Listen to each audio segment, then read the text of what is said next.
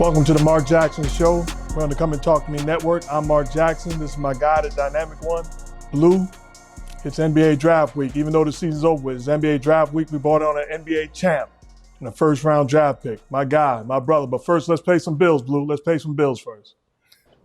What, you gonna get them hyped like that and then throw it to me? Hold up. I just got it. I was ready to clap and everything. All right. I'll pay the bills, Pops. I got you. Shout outs to Underdog Fantasy. Go ahead and click the link in the description. Use the promo code MARK, that's M-A-R-K, and they're matching the first time deposit of up to $250. Now, back, Dad, what are you doing? Time for the intro, man. Back to you. Don't assist, man. Do your thing. Get a jump shot off. My bad. Speaking of the draft, 2003, he was a 27th pick of the Memphis Grizzlies, immediately traded to the Boston Celtics. 2008, won an NBA championship.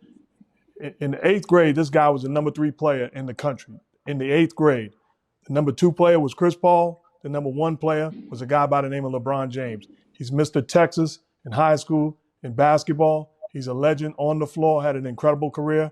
Most importantly, after his career, he impacted in television. Working with ESPN, he's an absolute game changer, a truth teller. My guy, the one and only, Kendrick Perkins. Give it up.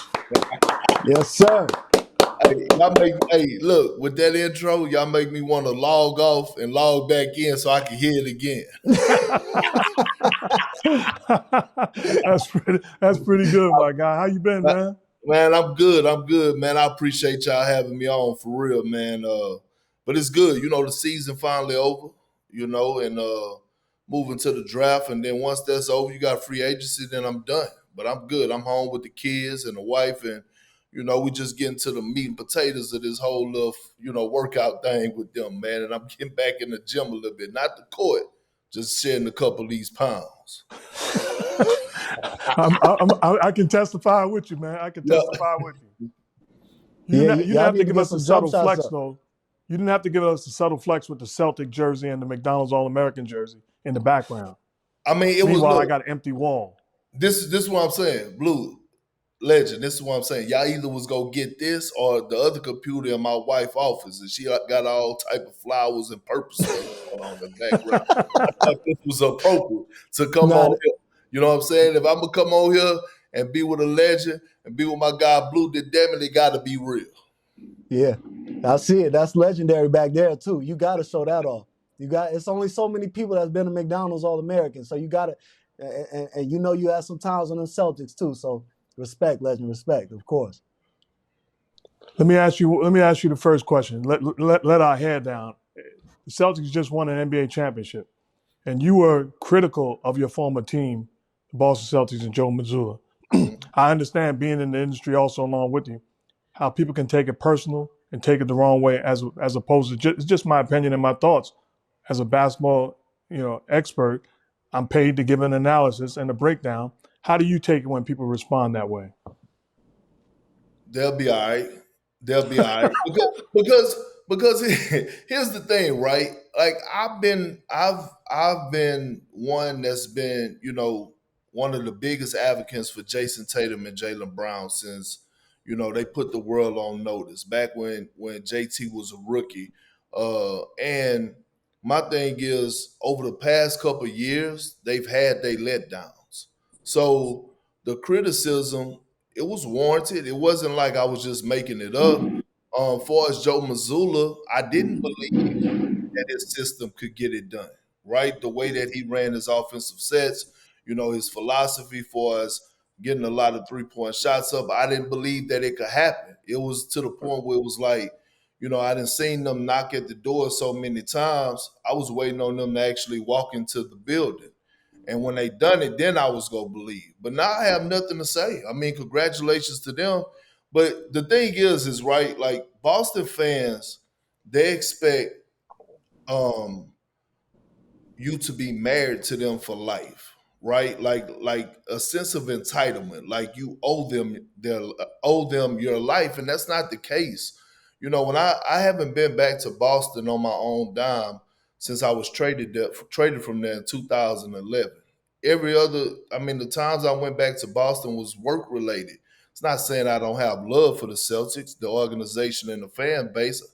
I mean, they raised me. That was the organization and the city that embraced me as an 18-year-old. But at the end of the day, my thing was, even when I retired from the game, I closed that chapter of my life of basketball and focus and started focusing on my new career that's in front of me right now. And again, I heard Scalabrini the other day, and I love Scal, but he pissed me off. Like, oh yeah, Perk, he wasn't invited to the Duck Boat tour. 2018 was on there, and I was like, I never said I wanted to come. That was, like, it wasn't my moment. It wasn't my moment or 2008 moment. It was 2024 moment. Let them have their moment. But when I go to the city, it's still love. And Celtic fans it's like the Laker fans, right? Like they're going to be hostile about certain things, but they'll be all right. Calling games? I know. Go ahead, Blue. Go ahead. I know we got so many things to ask, but I just got to get this off because it's been something in the news that you said recently as well. I saw that LeBron James unfollowed you, and then you said everybody ain't follow Jesus. I just want to give you a chance to elaborate. I just want to understand what you meant by that, because I follow Jesus myself, so I just want to you just elaborate on what you meant. And look, I'm a follower of Jesus, but everybody didn't follow Jesus, right? Nah, and that's so right. what makes me any different? Because That's one right. guy That's right. decided to unfollow me on social media because I went against him maybe twice in my media career. Yeah. Any other time, I've been his biggest advocate. And for me to say something on how I feel, right, when it came down to the JJ Redick hire, and Rich Paul coming out and said that Bron had nothing to do with the hire, and I'm sitting up here saying, like, stop it. Stop it. It's not, because it's not but it's not an indictment on LeBron. All franchise players have something to do with big moves that go on in the organization. Let's not sit up here and lie to the public about that. Like, that's a real thing, and it's okay. If you didn't want Darvin Ham there, if JJ is y'all guy, just stand on it. That's my biggest thing. But that's what that tweet meant. And a lot of people couldn't, put it together. They was like, oh, Perk calling himself Jesus. He calling himself God. I'm like, no, I'm not. Nah, I knew that's not what you meant by it. That's why I was giving you opportunity. I'm like, I heard some people say, I'm like, he ain't mean it like that. But I get what you were saying. So I appreciate And it took you. me 2 days to respond because I wanted to make sure it was something that was going to pop. So I had to come up with something unique. Well, let me make this clear. I got nothing to do with Kendrick Perkins being on this show. I have nothing. They didn't ask my opinion. Nothing. Right. That'd be my biggest thing. Just stand on it. And it's not a bad thing, right? Like, if an organization is making decisions and you're paying the guy 40, 50, 60 million dollars a year, obviously you're going to go consult and talk to him about certain situations. I mean, what's wrong with that? Yeah. Now, I mean, since we're here, we might as well ask you, how do you feel about this JJ Redick recent hire by the Los Angeles Lakers? I mean, in the words of Don King, only in America, baby. Only in America.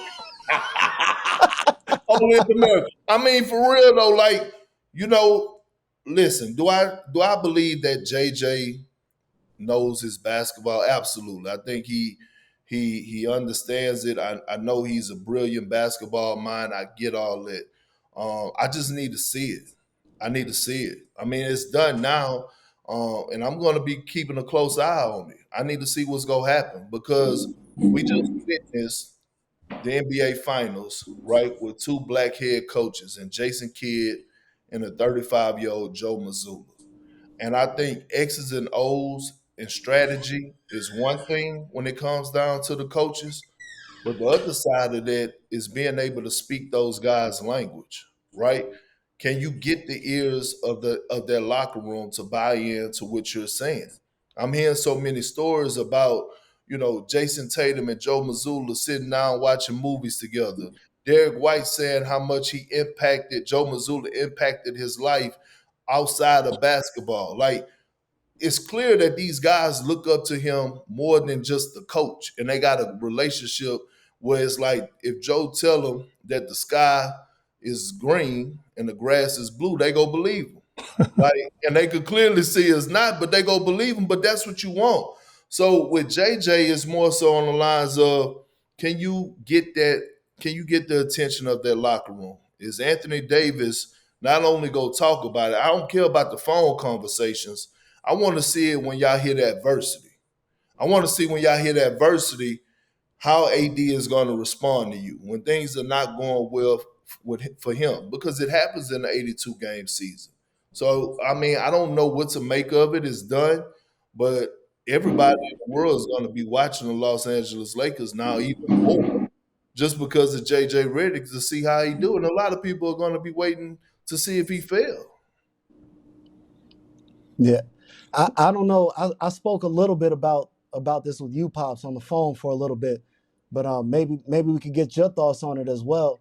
I know from my standpoint, I'm looking at it and looking at LeBron's history, and he's had success with coaches that you would consider his friends or almost his peers, looking at Ty Lue, other people. So I'm looking at this hire and I'm saying to myself, of course, the optics look as if it's a first-time head coach, but at the same time, I'm looking at it and looking at history, putting LeBron in the best case scenario would be to put him with somebody that he feels the most comfortable with. And maybe that's just me looking at the grass as green as it can be as somebody who likes the Lakers. But Pops, maybe give us your thoughts on this hire. Nobody cares about my thoughts. This is the Kendrick Perkins show. No, but KP, I will ask you this because we've been in the league for so many years and we played for great coaches, and we also played with teammates that had extremely high IQs and you could say genius or brilliant minds. And there comes a time over the scouting report, let's say you say, well, we want to defend it this way and this is how we're going to do it. And that bright mind player says, Coach, what about if we, fight over the screen? At some point in time, the dialogue has to end. And I got to, as the leader, as the coach, say, let's blitz it. We're going to jump this pick and roll, and then we'll make the adjustments. But now's not the time to confuse and make a point or have a suggestion. We studied it. We prepared for this. This is how we're going to do it. And we'll be ready to make the proper adjustments when called upon. No, you're right. And look, we went through it. Just think about this for a second. I played with Rondo and KG, two stubborn individuals, right? Like when it comes down to them knowing their stuff and going back and forth with coaches. We had so many of those instances when we were at shoot around, right? Where KG would be going at Tibbs and saying, man, we ain't doing it like this, man. Tibbs, ain't nobody hearing you. Ain't played the game of basketball. Ain't nobody hearing that. And then Doc got to come in and like, Kevin, no, we're going to do it this way. Like, in the same thing with Rondo. And it's part of it, right? It's part of like putting your foot down and saying, like, listen, we literally been going over this film on this team before we even played our last two games against the other teams. And I think, again, that's what having, that relationship and that respect of their locker room comes into play. It also matters, in my opinion, Legend, you tell me about the assistants that you have on the bench, because I strongly believe that Joe Mazzulla and the Boston Celtics don't win the NBA championship if Sam Cassell not an assistant on the bench. I believe he was the missing piece, the extension, right, to bridge that gap. You think about the things that they had throughout that run. I'm thinking about it, training camp.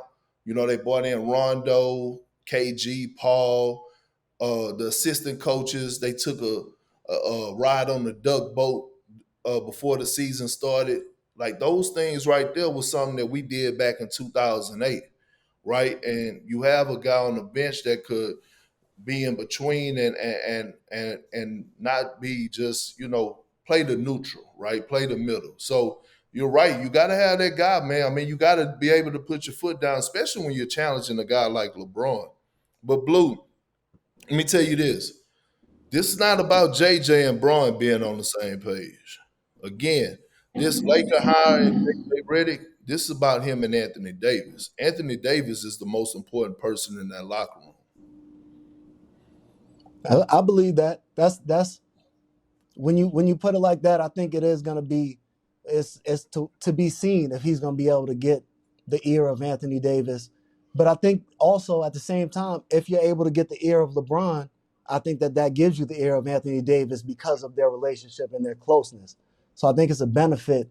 Just like I guess the relationship that JJ already has with Yep. that side.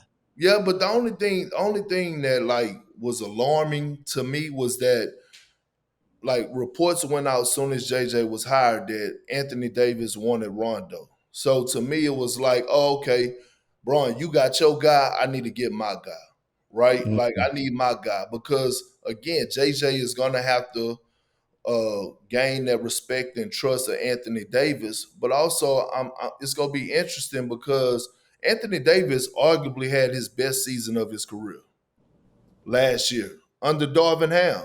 So I want to see what more can Anthony Davis bring to the table, and what else is like. What more is like? Is JJ going to get more out of him? Like, I mean, think about it. All NBA, all and made the All Defensive team. I don't know what like unless he's going to win the MVP and Defensive Player of the Year in the same year. Then damn. No, you're right. And one thing in watching the press conference, I thought it was a very good press conference. I thought JJ did a great job answering questions and setting a tone. But one thing that I did not like across the board was talking about changing the culture. Like Darvin Ham didn't do a good job. Darvin Ham has done a very good job with that Los Angeles Lakers team. To me, you can make the case over. They went to a Western Conference Finals. Yeah.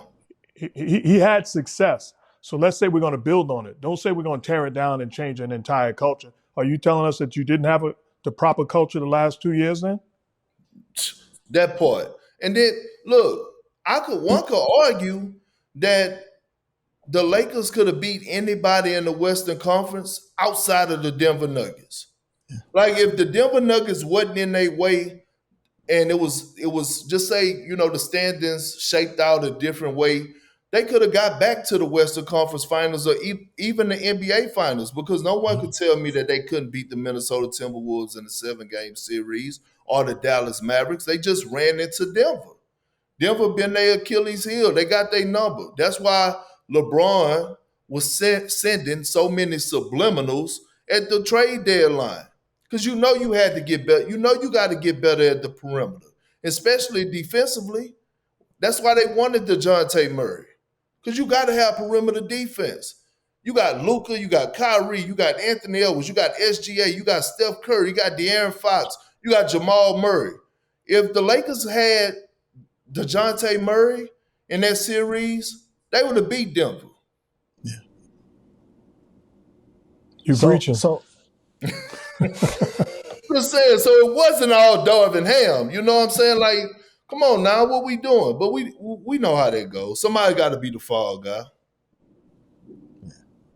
So that being said, I hear you saying that you feel that the Lakers had enough this year if things shook out differently. If you're a part of that organization, do you think that they need to go and get a third piece or improve?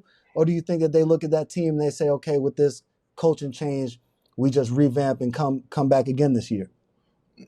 I think you got to go out and get better because everybody else is going to do it, right? Like no team is going to sit still.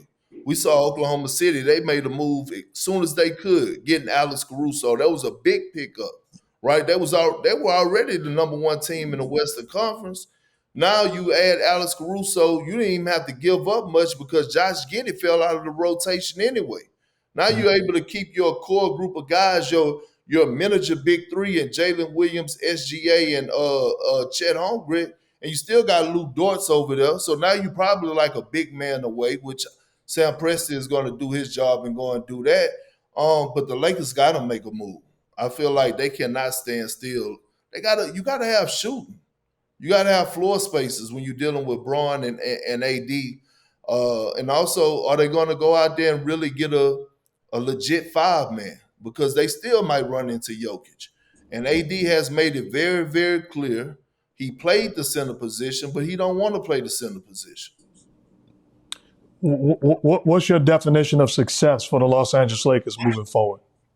I think at the minimum, bare minimum, they at least got to get to the second round of the playoffs. Because if you don't, and you're in the same position that you was last year, first round exit, then I mean, what did it really change? And you can't say like you look. Here's the thing: it's zero excuses when it comes down to two organizations in basketball, the Celtics and the Lakers. And when you have LeBron James and Anthony Davis, that team is set. No matter how fair it is, no matter if we believe it or not, it's set to go and try to win a championship. So with that being said, if you fire a guy in Darvin Ham that got you to the conference finals a couple of years ago, got you into the postseason this year, if you fire him and you bring in a coach, damn it, you got to do better. Yeah. You and what? You have to, right? So then, Nah, you're right. I mean, because y'all gonna tell me they're in the rebuilding stage right now with LeBron and AD in his prime? You can't tell me that. No, I don't think they're in a rebuild. I don't think they're in a rebuild. It's pressure on them. It's pressure. Yes. Yeah. Let me ask you this, because you brought up Sam Cassell. When you look at his resume, explain to me how he's not a head coach in the league right now. I don't know. Like, the crazy thing is that he's not even getting interviews, right? Like, you're not even getting interviews. Phil Handy is not even getting interviews. That's crazy to me. I'm sitting up here saying to myself, you know, even when you think about Sam Cassell, I'm saying, whose cereal he pissed in? That he ain't, you know, like, what's the problem? I mean, he did 15 years as an assistant, right? Won 4 NBA championships, 3 as a player, 1 as a coach. I mean, he's been under the shadows and grew up from a lot of, you know, great coaches. And, you know, he's not getting certain interviews for jobs. Like, what's really going on? And then all of a sudden you have guys like, listen, Kenny Atkinson, he did a hell of a job with the Brooklyn Nets, right? But then all of a sudden the Cavs job come up. I didn't hear about the Cavs interviewing Sam Cassell. They went straight for Kenny Atkinson. And I'm like, well, I mean, make it make sense to me. You know, hopefully he does well with Donovan Mitchell, because I believe Donovan Mitchell and Evan Mobley, they're going to stay. But it's something not there, right? And I don't know what general managers and owners are saying behind the scenes, but it's not a good look.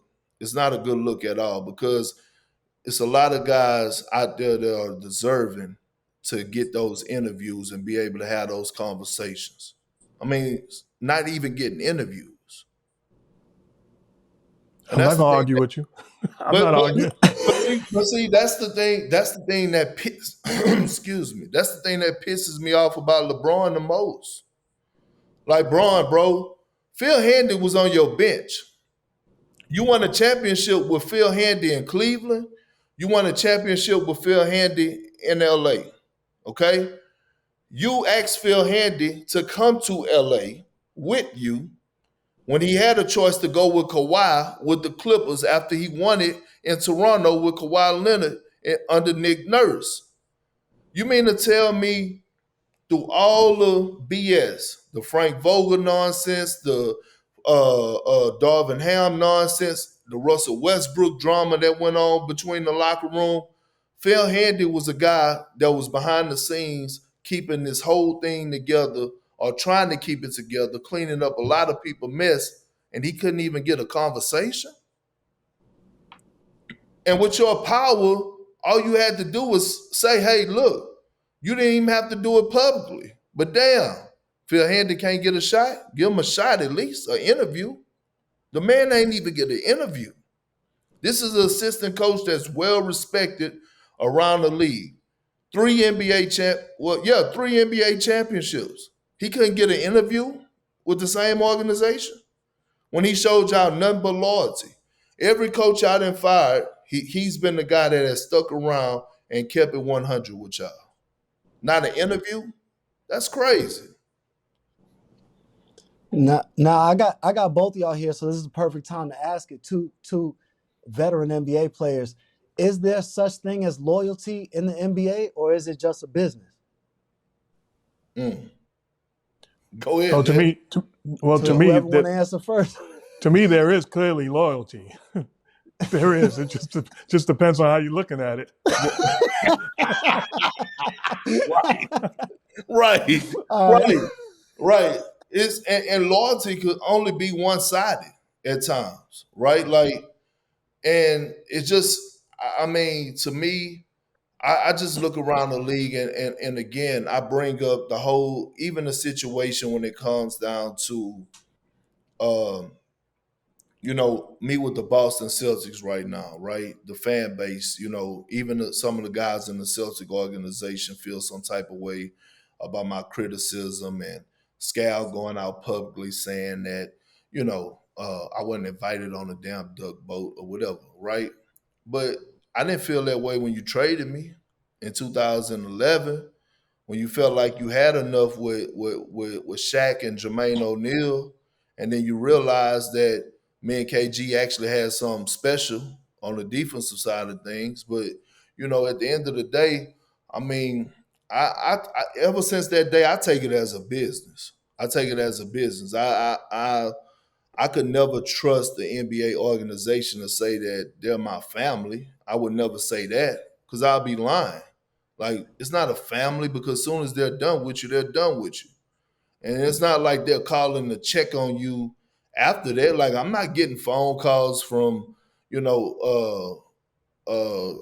the ownership group of the Boston Celtics or the ownership group of the Oklahoma City Thunder or the Cleveland Cavaliers or the Pelicans to say, hey, Perk, you doing all right? Hell, to be honest with you, name me a player outside of, I only heard of this, outside of the Dallas Mavericks, that the owners even allow you to invest money with them in certain business ventures. Right? Now you talking. Like on some real stuff, like, Yeah. you know what I'm saying? Like, they be wanting you to be loyal, but like, you ain't even showed me the other side of business. Like, you a billionaire. You ain't even pulled me in the room and said, hey, look, let me show you how to make some money, man. Come over here. Let me show you what you could do. You ain't doing none of that. I mean, he's spitting. You got my pop nervous. I'm just, y'all know I ain't lying. Blue. No, you're not lying. You telling the truth. You telling the truth. Let me ask you a question as a fan of the game and wanting to know a championship vibe. Talk to me about being a teammate of KG and how intense he is on the bus, on the plane, in practice, in game situations, in the locker room. Talk about how I worked out with him in the summer once, and I got an inside look of it, but you can explain it better than I could. Man, when I tell you KG taught me so much on how to lock in, he's the definition of that term, locked in. Like, it's like an on and off switch. And people are starting to see the KG that I saw on a day-to-day basis, because he got his show out right now, KG certified. And you could tell even when talking how much passion he talked with. That's not a front. Like, he's not putting on a costume. That's him all day, every day. Even when you pull up to his crib, that's him all day, every day. But he had this light switch where it was like, KG, when you got to the arena, it was certain things that you already knew. Our locker room was quiet as hell. I mean, you could hear a mouse fart. That's how quiet it was. You know what I'm saying? Real talk. And if it was loud, I mean, we couldn't even play our headphones on high volume. If he heard it coming through your headphones, it was a problem. Like, this was KG of like, no, zone in, zone out to his routine. He got tape at the same time every day. He ate his spaghetti in the locker room at the same time every day. When he went into the weight room, he didn't want nobody in there, right? It was just him while he went through his pregame routine and things to that nature. And it was just like it was contagious. To the point where it was like he used to literally walk out in the hallway before Paul or give his pregame speech or whatever. and KG will just be talking to himself, and you could hear him saying, "Y'all don't like that MF over there," and it was like, "What?" And it was like, he'll just instantly pick somebody from the other team that he didn't like, that he'll say he didn't like, and I'm like, you don't even know the dude, right? Like, and that's how he would go about it. But it was just, man, I'm telling you, it was the best thing that happened for me. It was the best thing that happened for Paul, and it was the best thing that happened for Rondo, because KG just brought a level of sacrifice and discipline and his tenacity and his mindset that was contagious all across the board. And not one of those guys, if you ask any one of those guys, they'll tell you, like even Rondo, when he left, that mindset went with him. Like KG was that dude, man. That dude. Now I know we spoke a little bit before, just briefly, and I heard you say that it's going to be a big free agent offseason coming up. What teams are you looking to make some big moves, or what players are you looking out for to see where they land? So I'm looking at Philly, and if I'm Philly, I'm gonna be really, really aggressive, because if you're looking at the East right now, the Knicks are making a lot of noise, right? I think Jalen Brunson doing his thing, but then you have the Pacers. But you could get better. It's Boston, and then it's everybody else. If you're Philly, you're looking at what Tyrese Maxey did this season and the leap he took. He should have made All NBA, by the way, over Devin Booker. That's just my honest opinion. I'm just throwing it out there. But you be aggressive. You got a lot of money to go out there and spend. If you can't get Paul George or Jimmy Butler, then you try to go get a 2-for-1, right? Like you try to go get Caldwell Pope from Denver, right? And get a Miles Bridges from Charlotte. But if you're a Philly, I'm trying to get Paul George. If I can't, then I'm trying to see what's up with Jimmy Butler. For not, then I go to 2-for-1 package. But I'm here, Golden State. They pursuing Paul George, right? Like they supposed to be having meetings with him. So I think what's going to set the market up, I think Paul George and Jimmy are the ones that are pretty much like, you know, is going to determine how the dominoes fall, right? What Klay Thompson end up at. I think Klay Thompson need to leave Golden State. That's just my honest opinion. I feel like that's a wound that you can't put a bandage over it. And the reason being is Klay Thompson feel disrespected, in my opinion, because Klay watched Andrew Wiggins get 100+ million. He watched Jordan Poole before he left get 100+ million.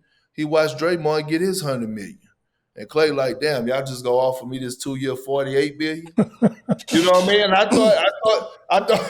thought they was never right the whole season. And then he came in off the bench, and now he's deleting stuff off his social media. Like I feel like for both parties, it's time for a fresh start. And everybody like, oh, Perk, you tripping. Man, you can't trade Klay. He gonna have a statue outside. I'm like, he still could have a statue, but I feel like Klay got a lot left in the tank. And we know this. If like as a basketball player, if you don't have a clear mind, you're not going to perform at your best. And I just feel like Klay, look, people said Klay struggled this year. He still was fourth in the league in three-point percentage. I think he still shot like 41, 42% from three. So Klay still got something left in the tank. I just think he need to be in a different situation. But I think Jimmy Butler, Paul George, I think they hold the keys. And then when you look at what Atlanta go do, right? Trae Young, DeJounte Murray, are the Spurs going to be aggressive in this draft and trade those 2 lottery picks and go get a star to put alongside Victor Wembanyama, because he want to win now. Like that young man ain't trying to wait. That man want to win. He's a winner. And so it's like so many moving pieces. Is Zach LaVine, is he going to get moved? Right? I believe he will, but people saying this, he don't have trade value. And I'm like, see, we live in this like world of short-term memory and forget that this man actually could go out there and give you 30 a night. Yeah. So, I mean, it's going to be interesting. I don't think a lot of teams are going to draft a lot of guys. I think it's going to be some trades. Yeah. Are you covering the draft this year? Come on, Mark. I can't tell you anything about the draft. The only thing I can tell you about the draft, because we talk about it so much, is what Bronny James is going. Okay, now that you mentioned that, I said, I said if I'm a team, obviously not with a lottery pick or pick that I can get somebody, but if I'm a team late in the first round or early second round, why not draft Bronny James and put pressure on LeBron James if you want to play with your son? Right. I'm with you. I'm with you. I'm with you 100%. But here's the thing that I would ask you: do people really want LeBron on their team right now? It's a fair It question. depends on the team. Fair Right, question. because it feel like do you want a guy in LeBron James? And I love Bron. Bron is still, he has defeated Father Time, and I think he still got 2 more great years in him at this level. But do you want a guy that's turning 40 to like basically have you in the headlock, right? Because we know any organization he goes to, right, they go be at the mercy of LeBron James. That's the problem with the Lakers right now. Like the Lakers, every coach that's been there, even LeBron, they've been saying for the last 3 years, oh, here, we giving AD the keys. This is his vehicle. But he's still riding in the passenger seat. How you driving a car riding shotgun? You know what I'm saying? Not in America. Not in America. You can't drive a car and be riding shotgun. So it's like, do you really want to take that chance? And then I mean, I'm with you on that, Legend, but I kind of want Bronny to have his own way, man. Like, I feel like I want that separation between the two, and I believe he want that separation. Like, you know what I'm saying? I know we all do it, but the worst thing I feel like I did to my oldest child is gave him Kendrick Perkins Jr., right? When I think I should have gave him his own identity. And when you think about it, like they feel like they have to live up to so much because of what we done, and it's unfair to them instead of letting them be the man that they're going to be or the basketball player that they're going to be, and not having to follow in their daddy's footsteps. You're right about that, and not only what they feel. Hold the on, pressure. Pops. Hold on, Pops. This is not for you to talk about. He's preaching to me right now. Listen, be quiet. It's not for you to talk there. Hold on. Let him get it off. That was a little therapy session for me just now. I'm like, all right. This is... No, but he was about to give you an offering. Yeah, I might need an offer. I'm about to send you something. Hold on,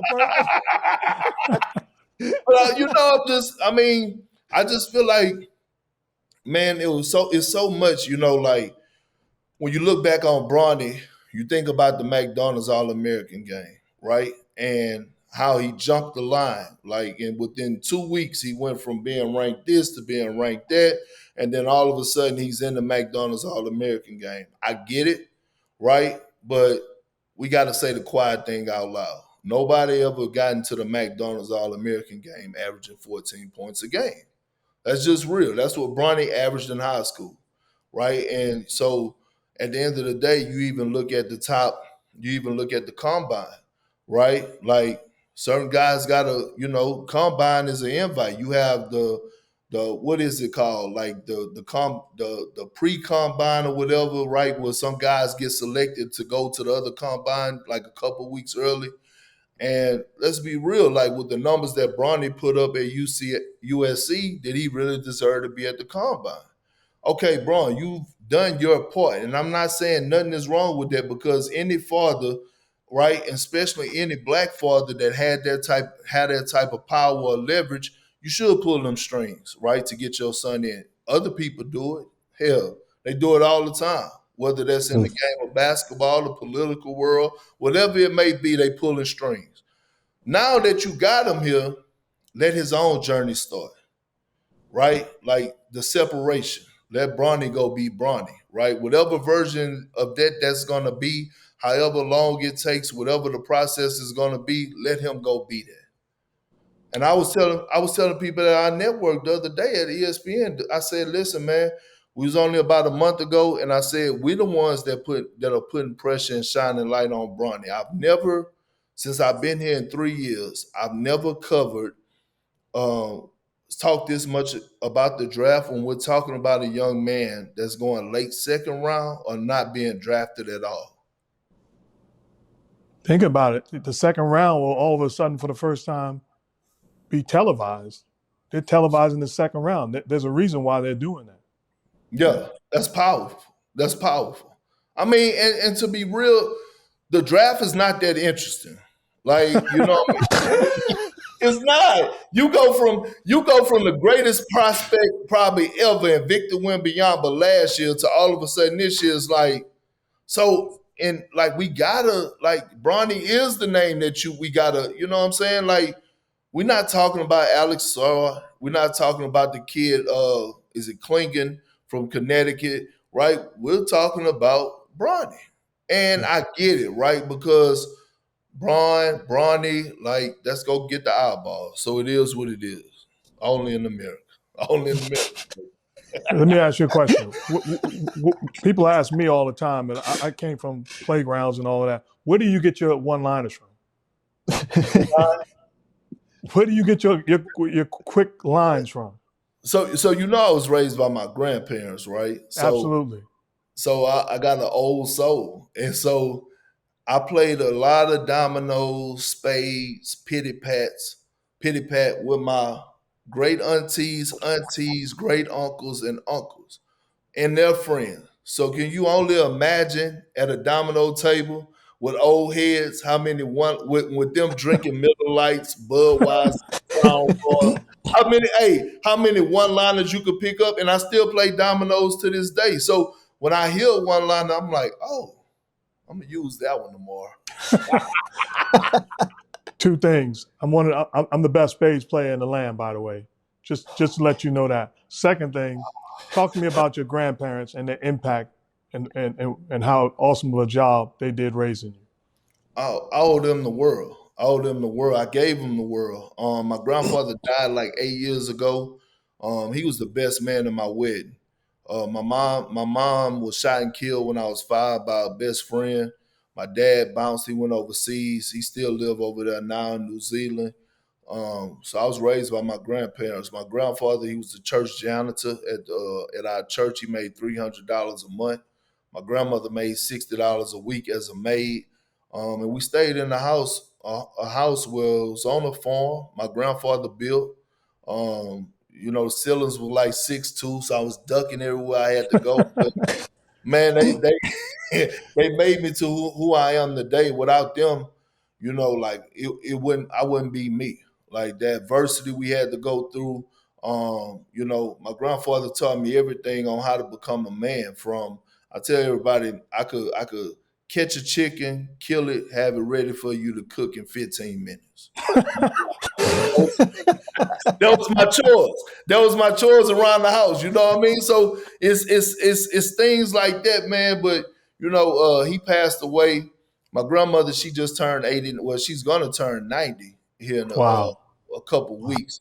But she been battling Alzheimer's and stuff. And like when they get up in age, man, she's lived a great life. I'm not saying she's going anywhere anytime soon, but when like you start hearing those when you start seeing those signs from God, she been screaming my grandfather's name a lot. So I know she been missing him. And I grew up in the church. I was the world's tallest altar boy since I was 18. Think about this for a second. I went to a black Catholic church. It was a Catholic church, but the way that we acted in the choir and stuff that we had, people would think it was a Baptist church, but it was actually a Catholic church. Our Mother Mercy. So we was in church all week long. So I owe them the world. I gave them the world. I have zero regrets what I done for them and what they done for me. And they the reason I'm here, a big part of it. That's awesome. That's beautiful. Tell me. Go ahead. Go ahead, Pop. No, who was your guy growing up? I mean, who was your guy basketball-wise that you said, that's my favorite, I want to be like him? Oh, in Texas, it was always Dream. It was always Dream. You got to realize, look, hey, legend, I grew up in Clutch City, baby. You know what I'm saying? Rudy T, Otis Thorpe, Sam Cassell, Vernon Maxwell, Kenny Smith, Elijah Warren. You know what I mean? Like Elijah Warren was that dude. It was that dude. Now look, I used to go outside. We had a power line that hung in over our street, right? We had a power line that hung. Look, don't mind this ribbon. I went to a graduation party and I don't even know how to cut this thing off. That's this last night. I was like, man, what they did? Like, you know what I'm saying? It's a wire, but look. That used to be the club stamp. That used to be the club stamp. We had a wire, a power line hanging it like in the middle of our street from 18-wheeler knocking it down. And I didn't have a basketball goal, but that was my basketball goal when I went home. So in the summertime, I used to just be out there, dream shake, turn around right over the power line, like visualizing myself of being dream. But it was a king for sure. Clutch City. Yeah. I got to ask you this. We ask everybody, who's the greatest player of all time? Man, you see what I'm saying? You know what I'm saying? Here we go. Look, here's the thing, right? I got to go. Look, real talk. I got to go with Bron. Here's why I go with LeBron. Because I was there to watch the whole journey. And why I give him the ups on MJ, you go in my closet full of J's. I keep J's on my feet. There's one thing I would spend money on is Jordans. I give me a pair of J's. I don't spend money on nothing else, but I get a pair of Jordans. Here's the thing about Bron. I feel like it's no other athlete in the history of sports that was under the amount of pressure that he was coming out of high school, and no one could say that he underachieved. From being on the cover of Sports Illustrated, named the chosen one, getting the title King James, and it's literally like recordings on YouTube that you could go back and watch of guys were waiting on LeBron to come to the league. I'm talking about hating on him, and he has succeeded expectations. I know everybody go with the, and look, I can't, it's a hard debate. That's why people still debate it to this day. Jordan went, 6-0 in the NBA finals, 6 finals MVPs. I get that. But Bron is just because I think no other player in sports, not just in NBA, but in sports, was under the pressure that he was under. And he exceeded those expectations. Man, that's more than enough reason to follow you back, man. He got to follow you. He'll be all right. Sometimes, hey, look, sometimes they get in their feelings. You know what I mean? It's just like probably, look, hey, when you punish Blue, at times when he was young, he probably ain't speak to you for a couple of days. They always come back around. You know what I mean? When I see him in traffic, I'm going to say, hey, L, that's how we doing it now? You know what I'm saying? I'm a screamer. I'm gonna put him on blast. Yeah.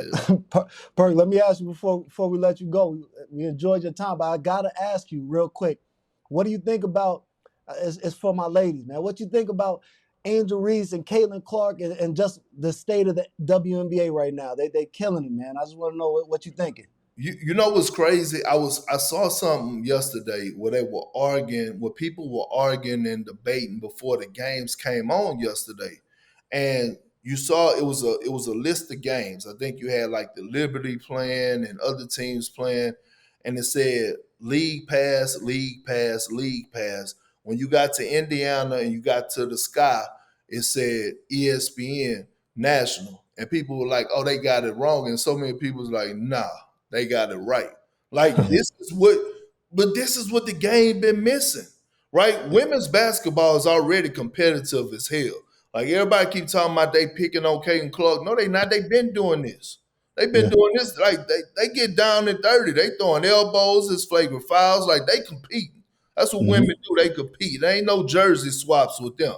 You know what I'm saying? So, look, I actually love it because you got Angel Reese, who is my wife's favorite WNBA player, who is like, nah, before y'all just crown Caitlin Clark, like, I'm here. I'm here. Yeah. And you know what I'm saying? You got Caitlin Clark, who rightfully so, because she deserved it, who's been given the world. It's like, you know, she gotta withhold it. Like she gotta stand on that. So every time they match up, it's a stand on business moment for both Yeah. of them. Yeah. Two final questions from me, and this is the toughest question. I don't know how you're going to answer it. Excluding yourself, give me the starting five of your teammates you ever played with. Thinking about the guys you played with, I don't know how you do it. Man, KG in there. KG in there. So we'll slide KG to the 4. We'll slide KG to the 4. I think Braun in there. Got to put Braun in there. So that's 2. I'm going with KD. So that's 3. Give me Paul. Give me Paul. And give me Rondo.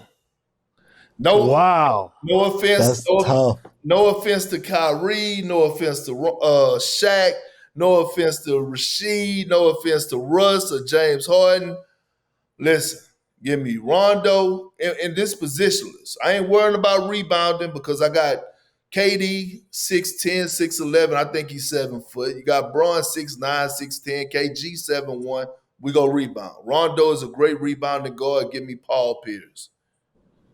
Wow, that's an impressive group. Here's the thing. A lot of people be tripping on Paul, but I tell people this all the time. Paul had one of the greatest playoff individual runs in NBA history. He went against a prime Joe Johnson. He went toe-to-toe with Braun. Then we ended up playing the Pistons, you know, with Chauncey and Rip and Tayshaun. Then he topped it off going toe-to-toe with Cole.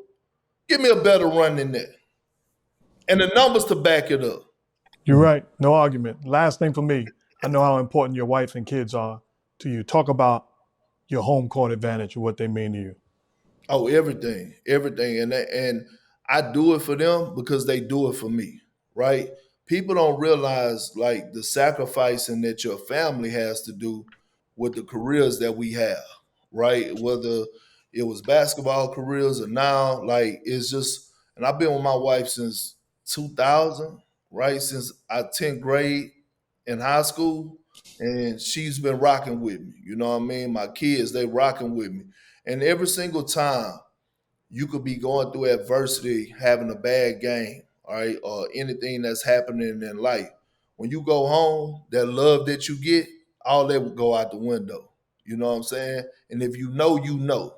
If you know, you know. It's nothing like coming to the crib and you got 4 little ones. You know what I'm saying? Well, my oldest 16 now, so he be acting like he don't know me no more. You know, hey, Legend, you know I blew God at a certain age, man. You know what I'm saying? I'm about to give you an offering now. Yeah, man, they act like they don't know you. You got to call them 5 or 6 times. I'm like, damn, bro, check on me. Holler at me. You know what I'm saying?